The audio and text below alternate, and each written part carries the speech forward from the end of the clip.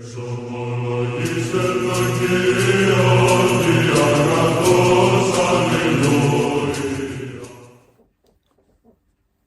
nderuar miq, të dashur vëllezër dhe motra, më Krishtin ja ku jemi së bashku në takimin ton të përditshëm komenti i shkrimit të shenjtë. Jemi në datën 1 Korik, në këtë fillim muaj, urojmë njëri tjetrin një muaj të mbar, dhe në datën 1 Korik që bie një krente në kujtim dhe nderim të Shën Anargjendëve Kozma dhe Damian, mjek shërues, Kisha Ortodokse na nxit të lexojmë nga letra e Apostullit Pavlit drejtuar Korintasve, kapitulli 12 vargu 27 deri në fund, kapitulli 13 vargu 1 deri në vargun 8.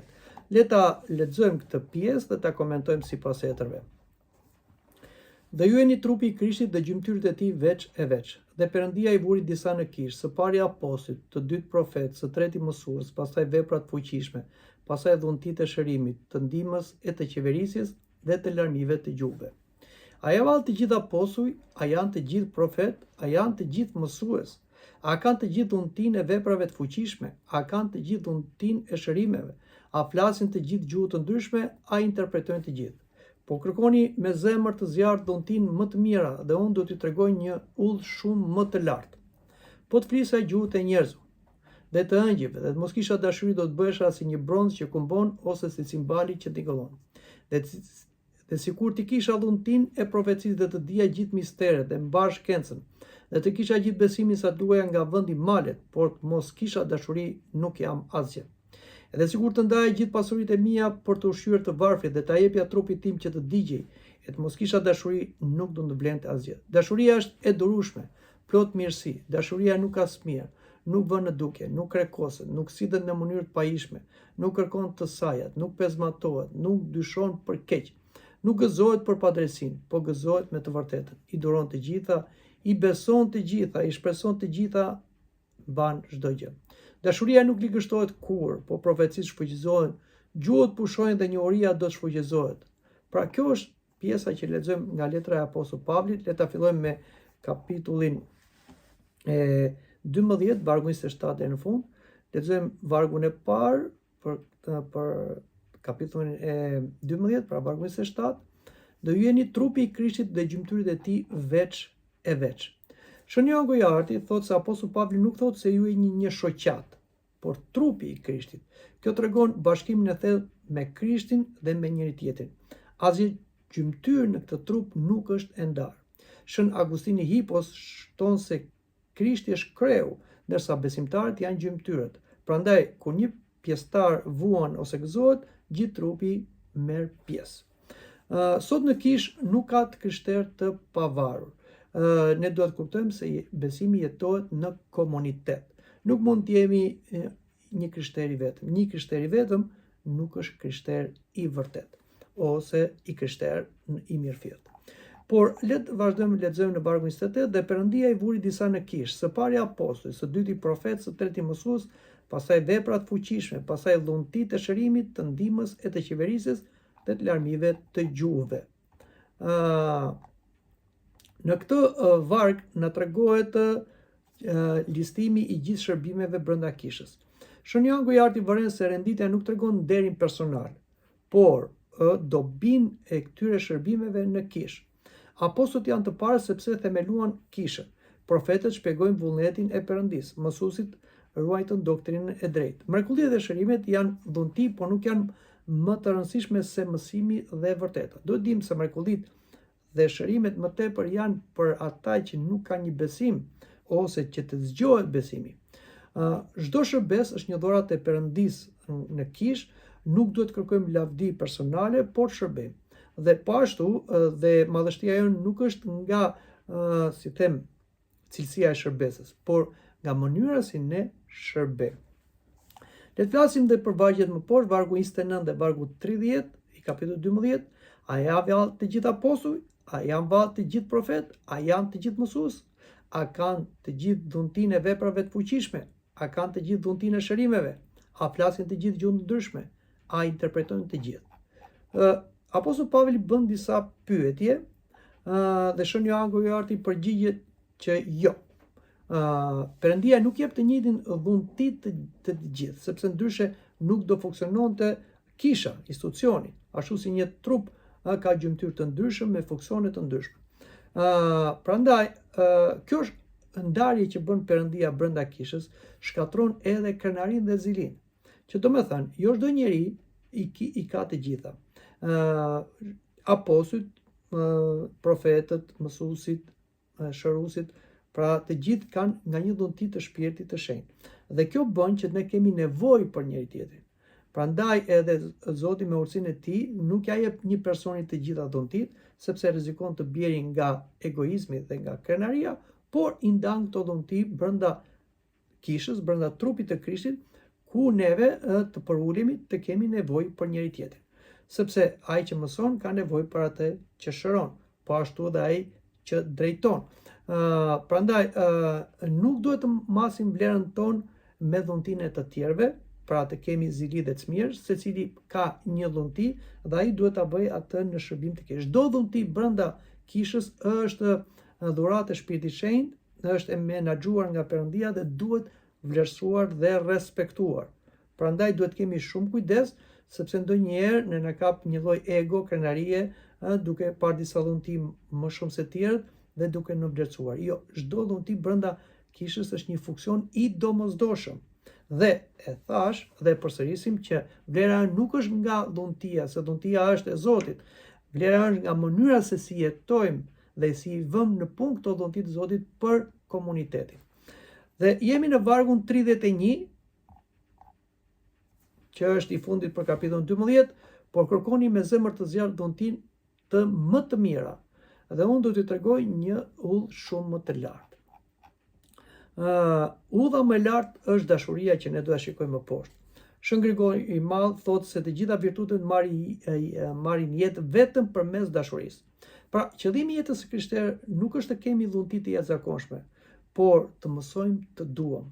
Prandaj edhe Zoti, siç thash, nuk jep një dhunti një personi, por gjithë kishës që të kemi nevojë për njëri tjetrin, ta duam njëri tjetrin. Dhe fillojmë me kapitullin 13, që është një nga pjesët më të bukura, kur e veprat, më themi, e shkrimeve, se si Apostull Pavli e tregon çfarë është dashuria. Fillojmë me vargun e parë të kapitullit 13, po të flisja gjuhët e njerëzve dhe të angjëve, dhe të mos kisha dashuri, do të bësh si një bronz që kumbon ose cimbali që tingëllon. Pra, po të flisja gjuhët e njerëzve dhe të angjëve. Shën Johan Gojardi shpjegon ato çfarë thot Apostull Pavli, sa ai përdor shembullin më të madh të mundshëm. Në atë kohë, po dhe në këtë kohë, po sidomos në atë kohë, paganët kishin një mendim se gjuhët ishin prej Perëndisë, prej perëndive. Dhe sa më shumë gjuhë të dije, aq më i perëndishëm ishte. Prandaj edhe Shpirti i Shenjtë dha dhe dhuntinë e gjuhëve në ditën e Pentekostis, ku apostujt folën në gjuhë të ndryshme, jo të mësuara, por të ndikuar nga Shpirti i Shenjtë, jo në gjuhë pa kuptim, siç thon sot heretikët, pentekostianët dhe kushdo që të jetë, por gjuhë të folura, por që mësohen jo nga një mësim, por nga ndriçimi i Shpirtit të Shenjtë. Dhe dhuntia e gjuhëve për paganët ishte diçka fenomenale, ishte hyjnore. Prandaj edhe përdor dhe Apostull Pavli këtë dhuntinë e gjuhëve. Pa dashuri, dhuntia e gjuhëve dhe fjalimi më i bukur është si një këmban bosh, është një retorik boshe. Fjalët fetare nuk kanë vlerë nëse nuk burojnë nga dashuria. Dhe sot, nëse ka njerëz që largohen edhe nga kishat, por largohen edhe nga, si them, nga jeta shpirtërore, në një farë mënyre, jo se justifikohen, por kanë diçka ku ata mund të justifikojnë veten e tyre, sepse shikojnë shumë retorik, shumë fjalime të bukura, shumë predikime, por skandalisen nga veprimet që bëjnë ata që predikojnë. Prandaj duhet të ketë një përputhje të fjalës me jetën dhe mbi të gjitha me dashuri. Nëse nuk ke dashuri, fjala nuk të ka vlerë. Mund të krijojë një emocion për momentin, por më vonë ajo harohet kur ti je një person që ke folur për dashurinë, por jeton pa dashuri. Dhe vazhdojmë lexojmë në vargun e 2. Ku na thuhet edhe sikur ti kisha dhuntinë e profecisë dhe të dija gjithë misteret dhe mbar shkencën, dhe të kisha gjithë besimin sa të luaja nga vendi malet, por mos kisha dashuri, nuk jam asgjë. Shikoni çfarë thot Apostull Pavli.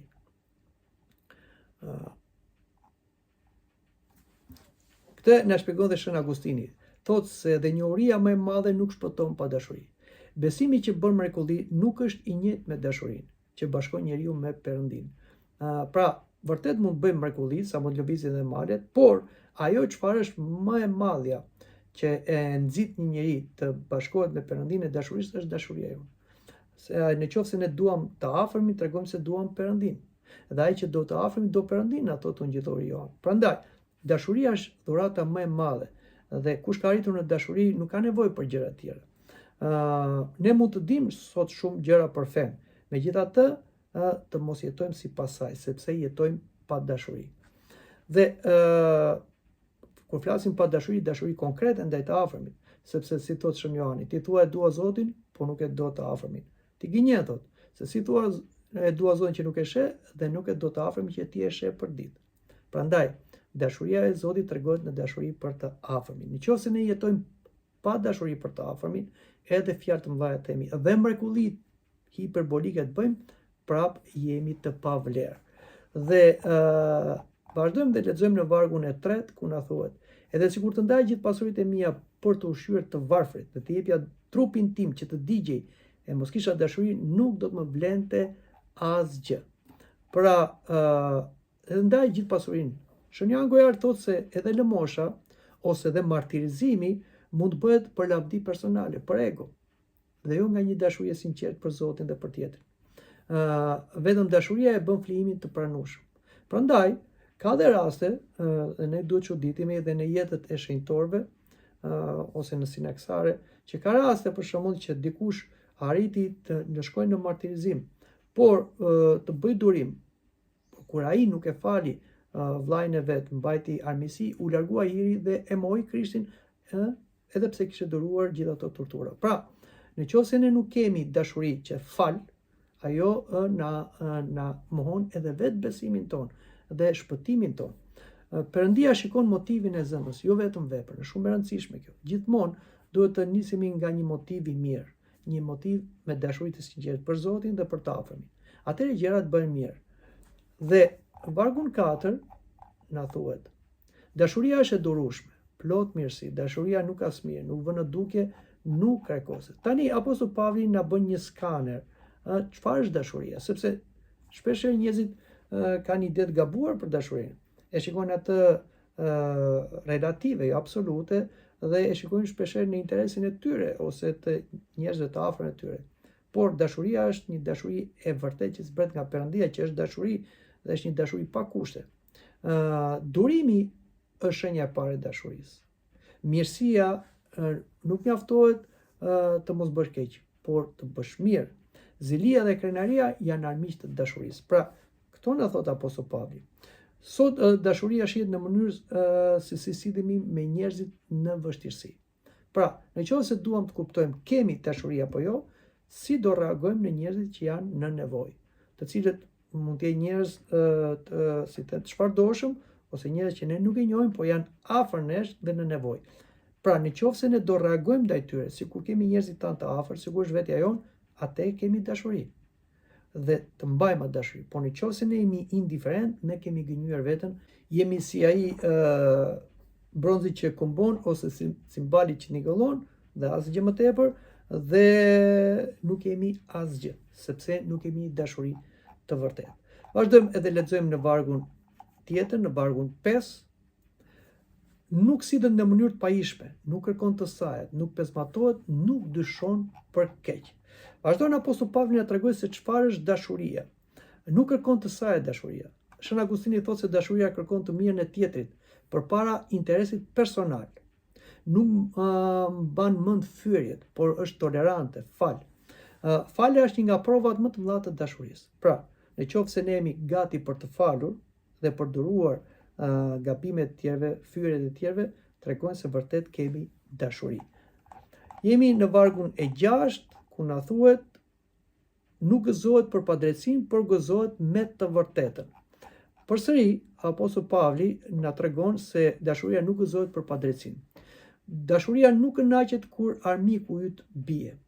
Ajo gëzohet kur e vërteta fiton. Dashuria nuk përhap thashë theme dhe nuk gëzohet për dështimin e tjetrit. Lexojmë edhe në vargun e 7, i duron të gjitha, i beson të gjitha, i shpreson të gjitha, mban çdo gjë. Pra, sipas Apostullit Pavlit, dashuria i duron të gjitha.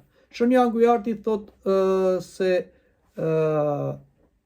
nuk e interpreton Apostulli Pavli këtë si naivitet, pra i duron të gjitha, por si besim, shpresë dhe qëndrueshmëri në Perëndin. I duron të gjitha në Perëndin, jo se ai që dashuron është naiv, është budalla, nuk merr vesh nga bota. Pavarësisht se tjerët mund ta quajnë edhe naiv, mund ta quajnë edhe budalla, por ai dashuron me të vërtetë sepse dashuron sipas Perëndis, që e dërgon diellin dhe për të mirë dhe për të ligj, edhe shiun po ashtu. Dashuria nuk dorëzohet lehtë, ajo qëndron deri në fund. Dashuria vazhdon të lutet dhe shpresoj edhe sikur situata të duket e pashpresë. Dhe në fund, në vargun 8, që është vargu i fundit për sot, ne lexojmë: dashuria nuk ligështohet kurrë, por profecitë shfuqizohen, gjuhët pushojnë dhe njohuria do të shfuqizohet. Pra, Apostulli Pavli na tregon se dashuria mbetet e pashfuqizuar. Profecitë, gjuhët dhe njohuria janë dhuntit për këtë jetë. Pra, edhe njerëzit të cilët kanë dhunti të profetizojnë, që është dhuntia e Shpirtit Shenjtë, por edhe të mësojnë gjuhët ose të jenë njerëz me dije, nuk duhet mburen sepse fundi a fundit vetëm për këtë kohë do t'i kenë. Ata njerëz që do kalojnë jetën e përjetshme dhe në mbretërinë e Zotit, të gjithë do jenë me shpirtin e Zotit dhe nuk do kenë nevojë më për profeci sepse do shikojnë Zotin pa përballë. As për gjuhë nuk do kenë më nevojë sepse do flasin një gjuhë, gjuhën e dashurisë, as për njohuri nuk do ketë nevojë se nuk do katekizohen më sepse Shpirti i Shenjtë do t'i mësojë mbi njohuritë dhe misteret e Perëndisë, kështu që gjërat dhuntit si profeci, gjuhë dhe njohuria janë të përkohshme, prandaj nuk do të kemi një mburje. Por dashuria mbetet. Në mbretërinë e Perëndisë tham që ato nuk do nevojiten më. Vetëm dashuria mbetet përgjithmonë sepse ajo është vetë jeta e Perëndisë. Siç thotë Shën Johan, Ungjillori në letrën e tij, që Perëndia është dashuri. Arritja, talentet dhe dhuntit janë të përkohshme, tham. Ajo që mbetet në përjetësi është dashuria që e kemi jetuar që në këtë botë. Pra, etrit e kishës e përmbledhin të gjithë këtë pjesë të Apostullit Pavlit. Dhuntit shpirtëror janë të mira, por nuk janë shenjat më të larta të shenjtërisë. Prandaj, edhe nuk duhet të demoralizohemi kur shikojmë që në jetën tonë nuk kemi ndonjë dhuntit spikatur ose nuk kemi bërë ndonjë mrekulli dhe një çudi.